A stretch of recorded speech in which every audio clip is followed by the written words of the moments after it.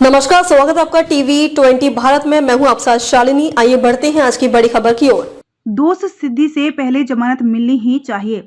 अमर खालिद के मामले में पूर्व सीजेआई चंद्रचूड़ का बड़ा बयान। दिल्ली दंगों के आरोपी उमर खालिद की जमानत सुप्रीम कोर्ट से नामंजूर किए जाने के बाद अब इस पर पूर्व सीजेआई डीवाई चंद्रचूड़ का बड़ा बयान सामने आया है। पूर्व सीजेआई ने उमर खालिद जैसे मामलों का हवाला देते हुए कहा कि बिना मुकदमे के लंबी जेल की सजा संवैधानिक न्याय को कमजोर करती है और जमानत की मांग करती है। रविवार को जयपुर में एक कार्यक्रम में पूर्व सीजेआई डीवाई चंद्रचूड़ ने कहा कि दोष सिद्धि से पहले जमानत प्राप्त करना एक नागरिक का अधिकार है। इसके साथ ही उन्होंने इस बात पर भी जोर दिया कि जिन मामलों में राष्ट्रीय सुरक्षा से जुड़े मुद्दे शामिल हों, उनमें इस प्रकार की राहत देने से पूर्व मामले की गहराई पड़ताल की जानी चाहिए।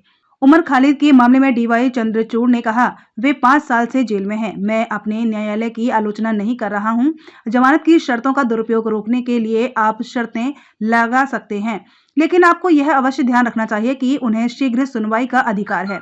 यदि वर्तमान परिस्थितियों में शीघ्र सुनवाई संभव नहीं है, तो जमानत अपवाद नहीं बल्कि नियम होना चाहिए। उन्होंने कहा कि मैं अपनी 24 महीनों के कार्यकाल में हमने 21,000 जमानत याचिकाओं का निपटारा किया है। ऐसे कई मामले होते हैं जिनके बारे में लोग सुप्रीम कोर्ट की किसी विशेष मामले में जमानत न देने के लिए आलोचना करते समय नहीं सोचते।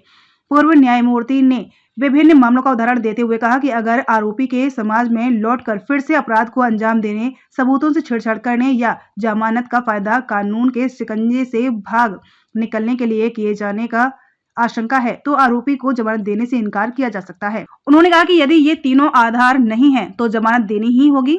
सीजेआई ने अपनी बात को स्पष्ट करते हुए कहा कि मुझे लगता है कि जहां राष्ट्रीय सुरक्षा का मामला है, वहां अदालत का कर्तव्य है कि वह मामले की गहराई से पड़ताल करे, अन्यथा लोग वर्षों तक जेल में बंद रहते हैं। खबरों में अब तक के लिए बस इतना ही। फिर होगी आपसे मुलाकात, तब तक के लिए नमस्कार और देखते रहिए टीवी20 भारत। ऐसी ही लेटेस्ट अपडेट पाने के लिए हमारे चैनल को सब्सक्राइब करें और तुरंत नोटिफिकेशन पाने के लिए बेल आइकन दबाना न भूलें। यदि आप हमें फेसबुक या इंस्टा के माध्यम से देख रहे हैं तो हमारे पेज को फॉलो जरूर करें।